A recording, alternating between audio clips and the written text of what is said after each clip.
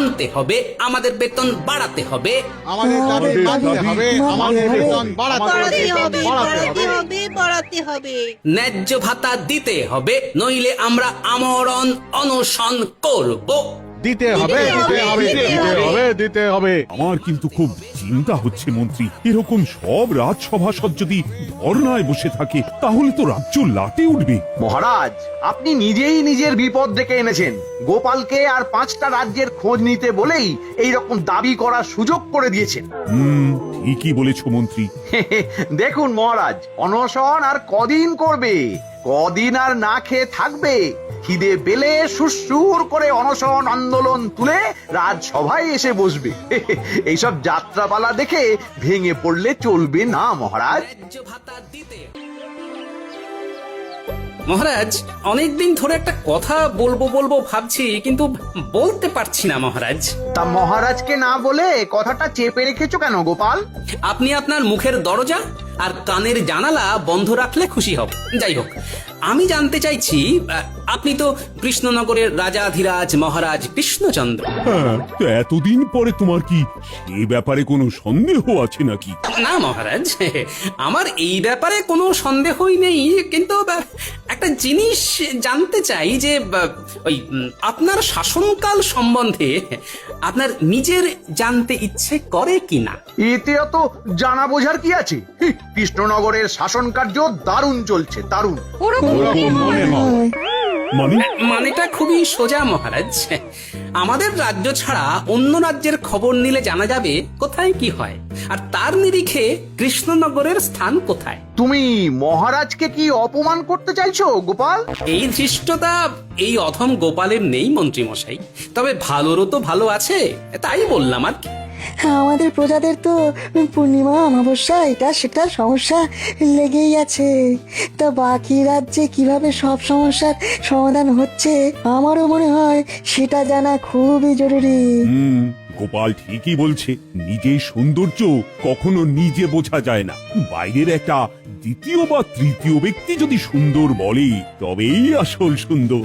এই তো মহারাজ, আপনার একদম খোলতাই মাথা। কি সুন্দর আমি চট করে বললাম আর আপনি ঝট করে বুঝে গেলেন। শোনো গোপাল, কোথায় কেমন রাজ্য পরিচালনা হচ্ছে সেই ব্যাপারে তোমাদের খোঁজ খবর নিতে হবে। যদি কোথাও থেকে ভালো কোনো বুদ্ধি পাওয়া যায় যা আমাদের রাজ্যের কল্যাণে কাজে লাগানো যাবে, তাহলে আমরা সেটা কাজে লাগাবো। হ্যাঁ মহারাজ, এটাই আমি বলতে চাইছিলাম আর কি। শোনো, তাহলে তোমার নেতৃত্বে একটা উচ্চ পর্যায়ের প্রতিনিধি দল বিভিন্ন রাজ্যের বিভিন্ন জায়গায় যাবে আর আমাকে সে খবর দেবে। না না, এসব উচিত নয়। এত তুলনা করে সময় নষ্ট করার কোনো মানেই হয় না। তুমি শুধু নামেই মন্ত্রী হয়েছ। শোনো, রাজ্য পরিচালনা করা একটা শিল্প, বুঝলে গোপাল? মন্ত্রী কথা বাদ দাও তো। মহারাজ, গোপালকে তোল্লাই দিয়ে এই কাজটা কিন্তু আপনি একদম ভালো করলেন না। মন্ত্রী মশাইয়ের সব কিছুতেই বাধা। মন্ত্রিত্ব বাধা লগ্ন, বিপত্তি তিথিতে জন্ম, তাই এরকম করছেন। শুভ কাজে দেরি করতে নেই গোপাল। সকল রাজসভাসদ আজকে বিকেলেই রাজবাড়ির মাঠে উপস্থিত থাকবে। তোমাদের যাত্রা তখনই শুরু হবে, আর কে কি দায়িত্ব নেবে সব আমি তখনই বুঝিয়ে দেব। যথা আজ্ঞা মহারাজ। হ্যাঁ, আজকে রাজসভা তাহলে এখানে শেষ হলো। গুঞ্জু, আর কষ্ট করতে হবে না, বুঝলে? সব ব্যবস্থা হয়ে গেছে। তুমি শুধু আমার জামা কাপড় আর কিছু শুকনো খাবার দাবার খেয়ে উঠে গুছিয়ে রেখো। হ্যাঁ, এ কি মহারাজ মাইনে বাড়াবেন না ভ্রমণে নিয়ে যাবেন? না, ভ্রমণ করবো তো আমরা। আমি একটা জব্বর দায়িত্ব পেয়েছি, বুঝলে? ওই প্রতিনিধি দলের মাথা বলে কথা। ভালো, যা হবার তো সেই মহারাজেরই হবে, আমাদের আর কি। বেতন তো আর বাড়বে না। আমি তো বেতন বাড়ানোর কথা একবারও রাজসভায় উল্লেখ করিনি। তাহলে কি করে কাজ হবে? কাজ তো হতেই হবে গিন্নি। সকালে রাজসভায় যেটা করেছি সেটা হলো পূর্ব রাগ, এরপরে বিকেল থেকে শুরু হবে অনুরাগ, তারপরে হবে ভীষণ রাগ, আর এই রাগের আগুনে জল ঢালতেই মহারাজ বেতন বাড়িয়ে দেবেন। আহ, তুমি কি সাংঘাতিক কথা বলো, আমি তার মাথা মুন্ডু কিছুই বুঝতে পারি না। এখন কিচ্ছু বুঝতে হবে না গিন্নি, আগে মহারাজের প্রতিনিধি হয়ে ঘুরে বেড়ানোর মজাটা আচ্ছা করে নেব, তারপর ধীরে ধীরে আসল কাজ সারবো। ভালো। উম, উম,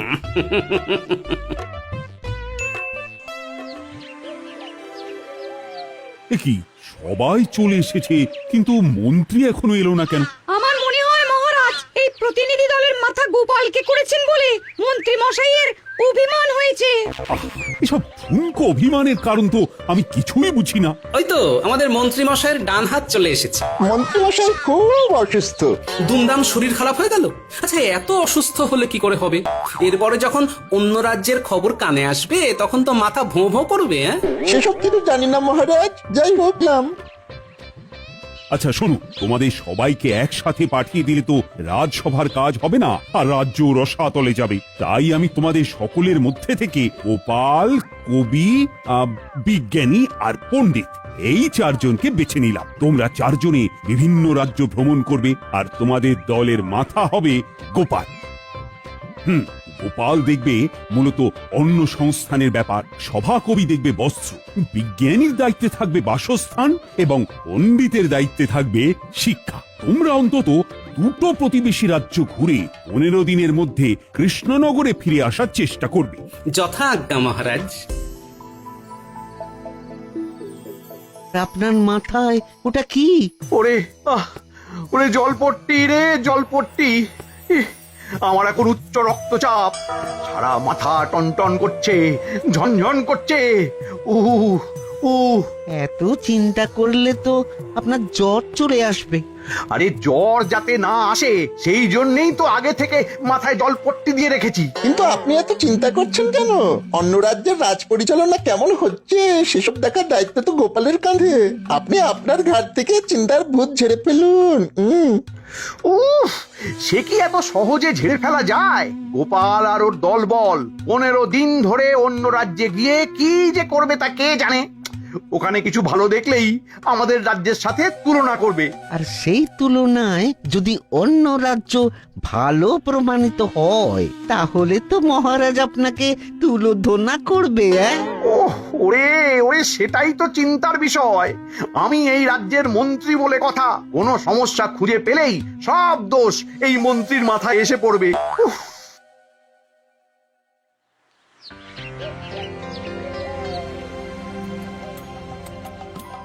আরে আরে, কৃষ্ণনগরের সভাসদগঞ্জে সবাই আসেনি খাম্বাজরাজ, শুধু আমরা চারজন মাত্র।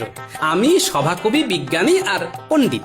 তা বিনা নিমন্ত্রণে হঠাৎ করে হাজির, কোনো কারণ আছে বুঝি? এ কেমন কথা মন্ত্রী? ওনারা আমাদের অতিথি, অতিথিদের সাথে কেউ এইরকম আচার আচরণ করে?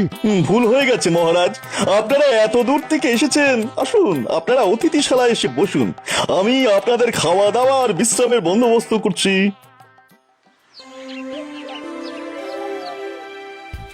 কি গোপাল, দুপুরে আমাদের খাওয়া তো কখন হয়ে গেছে, কিন্তু তুমি এখনো খাচ্ছ? আর বলো না বিজ্ঞানী, ওই পোলাওয়ের সাথে মাংসের ঝোলটা যা বানিয়েছে না, আমি লোভ সামলাতে পারিনি, তাই খাম্বাজরাজের রাধুনির কাছ থেকে একটু চেয়ে আনলাম আর কি। বিকেলে তো আবার মুড়ি তেলে ভাজা খেতে দেবে বললো।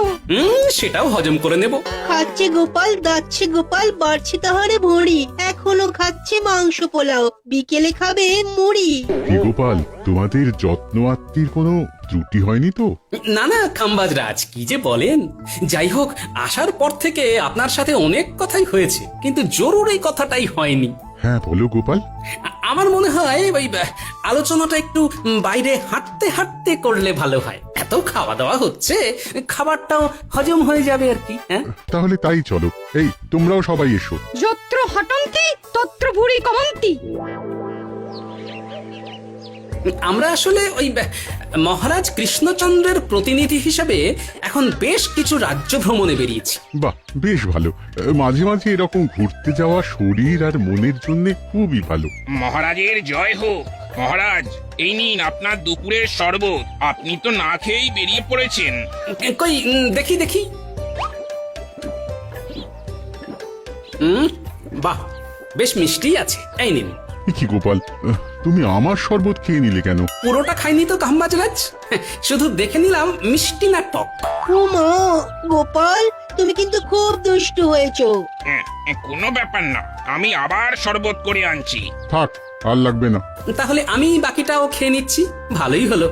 জলের দরে ফলের রস, মানে ওই বিনামূল্যেই হয়ে গেল। ওসব বাজে কথা রেখে যেটা বলতে চাইছিলে সেটা বলো। গোপালের শুধু বাজে বকিতং বকিতং। আমরা চারজন আপনার রাজ্যের 4টে বিষয় সম্পর্কে জানতে এসেছি। আমি অন্ন, বিজ্ঞানী বাসস্থান, সভাকবি বস্ত্র আর পণ্ডিত শিক্ষা সম্পর্কে জানবো। ও এই ব্যাপার, তা এই ব্যাপারে যে বা যারা তোমাদের সহযোগিতা করবে তাদের সাথে কথা বলিয়ে দেব। উফ, তাহলে তো ভালোই হয়। আচ্ছা চাষি ভাই, তোমাদের এবারে ফলন কেমন হয়েছে? কি বলবো বলো, আমাদের জমিতে খুব একটা ফলন হয় না। যা হয় তাতে নিজেদের সংসারে দুবেলা দুমুঠো খেয়ে পরে বাঁচতে পারি আর কি। আর তোমাদের রাজাকে খাজনা দিতে হয় না? না, খাজনা নিয়ে জোরাজুরি করেন না উনি। সে কি গো? হ্যাঁ, আমাদের রাজা মন্ত্রী খুবই ভালো, প্রজাদের ভালো মন্দ ব্যাপারটা বেশ বোঝেন। বেশ বেশ।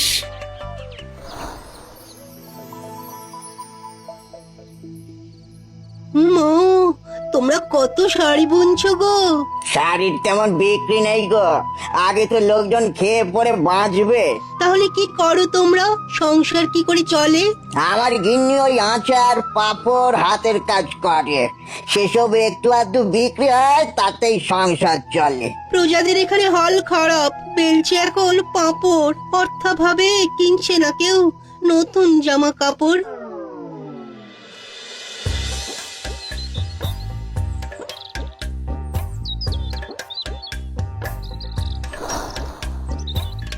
আচ্ছা, সেই জন্যে খাম্বাজ রাজ্যে নতুন বাড়ি ঘর হচ্ছে না, বুঝেছি। বেশ বেশ, আমি চলি গো।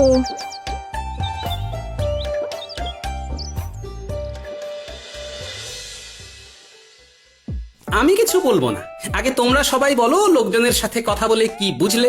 আমি বলছি, এই রাজ্যে প্রজাদের তেমন রোজগার নেই, কিন্তু সবাই বেশ হাসি খুশি আছে। কারো কাছ থেকে খাজনা নেওয়ার জোড়াজুড়ি নেই। উমা, আমাদের কৃষ্ণনগর সব দিক থেকে অনেক এগিয়ে। হ্যাঁ, রাত হতে চললো, চলুন আপনারা সবাই নৈশ ভোজন করবেন, চলুন। হ্যাঁ তা যাচ্ছি, কিন্তু একটা কথা বলো তো, তোমাদের রাজা তোমাদের ঠিক মতো বেতনপত্র দেন? হ্যাঁ দেন তো, আমার দেশের বাড়ি তো অনেক দূর, তাই ভেবেছিলাম এই চাকরিটা আমি ছেড়ে দেব। তখন তিনি বললেন এই রাজ্যেই মা বাবা স্ত্রী সন্তানকে নিয়ে আসতে, আমিও নিয়ে এলাম। উমা, দেশ না হয় ছাড়লে, কিন্তু থাকছো কোথায়? ওই তো মহারাজ আমাদের জন্য একটা পাকা বাড়ি বানিয়ে দিলেন। মহারাজ এদিকে খুব ভালো, সবার প্রত্যেক বছর বেতন বাড়ে। বাহ, চলো।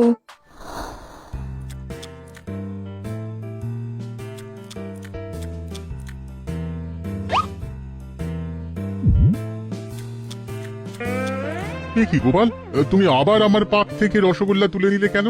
একটু দেখলাম রসগোল্লাটা মিষ্টি না টক। উফ, তোমাকে নিয়ে তো আর পারি না। এই এই কে আছো, গোপালকে ভরপেট খাওয়াও।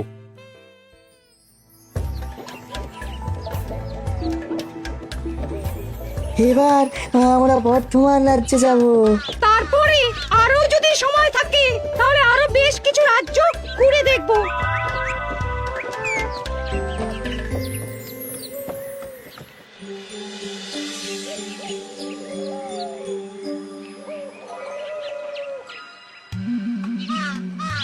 কি মন্ত্রী, এতদিন হয়ে গেল, এখনো আমার পাঠানো প্রতিনিধি দলের কেউ তো এলো না।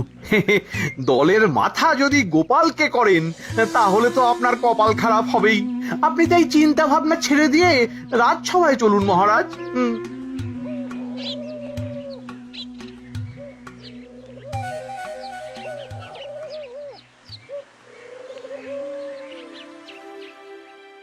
এত ভাববেন না মহারাজ, ওনারা নিশ্চয়ই খুব তাড়াতাড়ি চলে আসবেন। এই তো মহারাজ চলে এসেছি। আর অপেক্ষা করতে হবে না মহারাজ। আমাদের রাজ্য ভ্রমণ সম্পূর্ণ। হ্যাঁ, তা তোমরা সবাই কেমন কি দেখলে শুনলে সেটা বলো। মহারাজ, রাজস্ব আদায়ের দিক থেকে সব রাজ্যের থেকে এগিয়ে কৃষ্ণনগর। বাহ বাহ বাহ, সে তো ভালো কথা। তার মানে আমাদের রাজ্য প্রগতির দিকে আছে। কিন্তু মহারাজ, আয় কম হওয়া সত্ত্বেও অন্যান্য রাজ্য যখন রাজকর্মচারীদের বেতনের সঙ্গে মোটা ভাতা দিচ্ছে, তখন কৃষ্ণচন্দ্রের সভাসদরা ঘটি ঠুকবে কেন? কাজ না করে খালি বেতন বেতন করলে চলবে? অন্য রাজ্যের রোজগার কম, সভাসদের বেতন বেশি, আমাদের এখানে কম বেতনেই থাকতে হবে খুশি। আমার আর আজকে কিছু ভালো লাগছে না। যা কথা হবে আগামীকাল। তোমরা যে যার বাড়ি চলে যাও, আগামীকাল এই নিয়ে কথা হবে। মহারাজ, আজকে কিন্তু একটা হেস্তনেস্ত করতেই হবে, আমি বলবো না। মহারাজ, খাম্বাজ রাজ্যে, বর্ধমান রাজ্যে আমাদের মতন শিক্ষার সুব্যবস্থা নেই। থাকলেও পাঠশালায় ছেলে পুলে আসে না। আমার যদি বেতন না বাড়ে তাহলে আমি কি করে পড়ানোর অনুপ্রেরণা পাবো? ওমা, এক অবস্থা তাঁত শিল্পেও মহারাজ। এখন তাঁতিরা পাঁপড় বেলছে, আর আমাদের সভাসদরাই যদি ভালো কাপড় জামা না পরে, তাহলে তো একই অবস্থা আমাদের রাজ্যেও হবে। মাইনেটা বাড়ান না। হ্যাঁ মহারাজ, ওরা সবাই সত্যি বলছেন। আর কতদিন পুরানো বেতনে কাজ করব? বাজারের পচা শাক সবজি আর মাছ খেয়ে থাকবো নাকি? সেসব খেয়ে রোগ হলে আবার পাচনের খরচ। আচ্ছা, দেখছি। উফ, অমন্ত্রী, আমাদের কোষাগারের কি অবস্থা? মহারাজ, কোষাগারের যা অবস্থা, তাতে বেতন বাড়াতে গেলে প্রজা কল্যাণমূলক কাজ সব বন্ধ হয়ে যাবে মহারাজ। ও বাবা, তাহলে তো বেতন বাড়ানো যাবে না। রাখুন তো মন্ত্রীর কথা। একদম বাজে কথা বলবে না গোপাল। মহারাজ এক কথার মানুষ, আর তাই বেতন বাড়বে না যখন একবার বলে দিয়েছেন, তখন আর বাড়বেন না। আমরাও তাহলে ছাড়বো না। হ্যাঁ, আমরা রাজবাড়ির দরজার সামনে সবাই ধর্নায় বসবো, আমরণ অনশন করব। হ্যাঁ হ্যাঁ, সকল রাজ্যবাসী জানুক আমাদের মহারাজ কতটা নির্দয়, আর তারপরে সবার সামনে মহারাজের নাক কাটা যাবে। চলুন সবাই ধর্নায় বসি।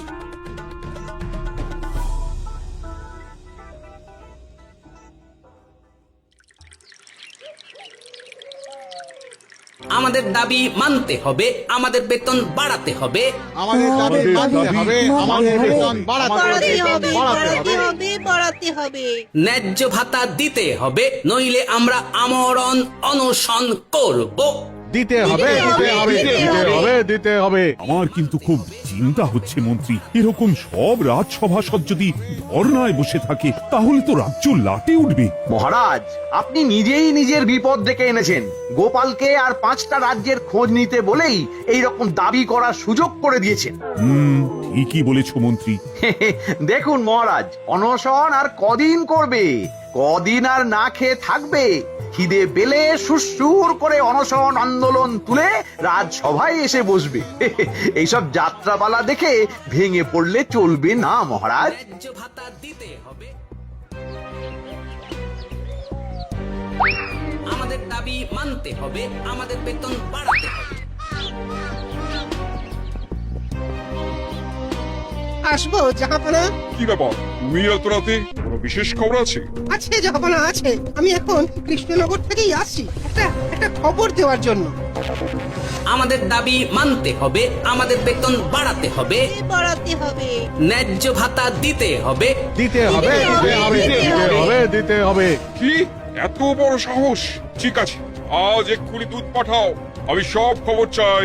ঠিক আছে জাহাপানা, আমি দুধকে এক্ষুনি ওখানে পাঠাচ্ছি। মহারাজ কৃষ্ণচন্দ্রের জয় হোক। নবাব বাহাদুর আপনার জন্য এই পত্র পাঠিয়েছেন মহারাজ। সর্বনাশ, আগামীকাল নবাব বাহাদুর আসছেন। আর সেই রাজকর্মচারীদের সাথে অসন্তোষ নিয়ে কথা বলবেন। এই সেরেছে, তাহলে তো সারে সর্বনাশ মহারাজ। তাহলে কিছু তো বুদ্ধি দাও, কিভাবে নবাবের হাত থেকে রেহাই পাবো। আরে আমার তো যত সব অকম্মার ঢেকি। উফ, এখন তো দেখছি যাদের জন্য আমার বিপদ, তাদের কাছেই যেতে হবে।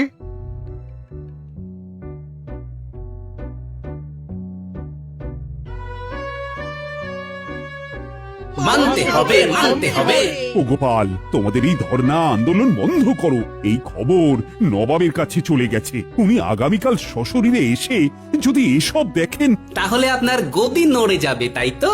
কিন্তু আমরা আমাদের আন্দোলন চালাবো, দাবি না মেটা অবধি চলছে চলবে। চলছে চলবে। না না না না, এরকম করো না।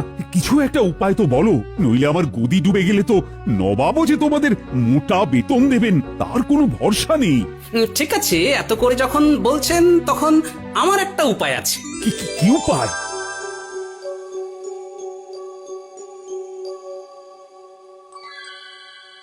আচ্ছা, বেশ বেশ।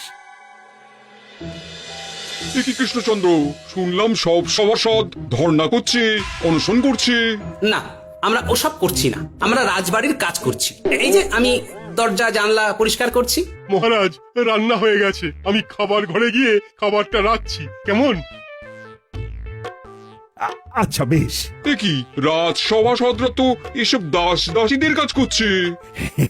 ওরাই করতে চায় আর কি। আপনি একটু বাগানটা ঘুরে আসুন। আচ্ছা।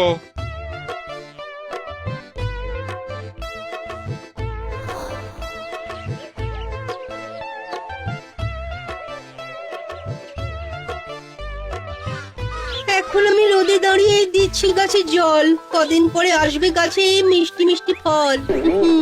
কি কাণ্ড! জাহাপনা, কোনো কাজই ছোট নয়। বেতন বা ভাতা উপযুক্ত হারে না পেয়ে আমরা বাধ্য হয়ে এমন এমন কাজ করছি, এতে রোজগারটা যা একটু বাড়ে। এই যা, গোপাল হাটে হাড়ি ভেঙে দিল। এইভাবে সভাসদদের যদি কাজ করে খেতে হয় তবে রাজ্যের কাজ হবে কি করে?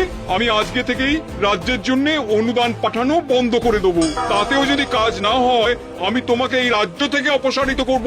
ওরে বাবা রে বাবা, এরকম করবেন না জাহাপানা। তাহলে আজকে থেকে এই সবার বেতন বাড়াও, আর যাদের যা কাজ তাদের তা করাও। দূর দূর, কি কুক্ষণে যে চার মূর্তিকে ভিন রাজ্য ভ্রমণে পাঠালাম। ও মা গো, আজ তো সব তাজা সবজি, টাটকা মাছ, কি ব্যাপার! সবই কায়দা করে ফায়দা। ইয়ে মানে ওই বুদ্ধির জোরে বেতন বাড়ার ফল।